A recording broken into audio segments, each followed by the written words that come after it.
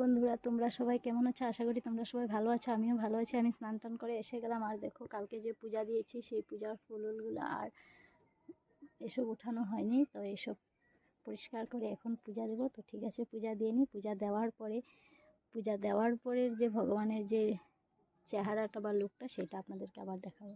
আপনারা সবাই পূজার আগের যেটা ভগবানের লুক বা আমার লুক বা চেহারা সেটা দেখেছেন, তো এবার আমার চেহারাটা একবার দেখুন।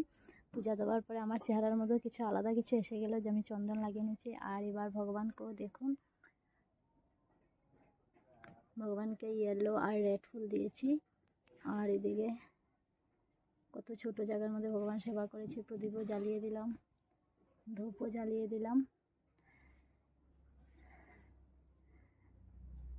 আর এই দেখুন, লক্ষ্মীমাকে দিয়েছি লাল ফুল, দুর্গাকে দিয়েছি লাল, তারপরে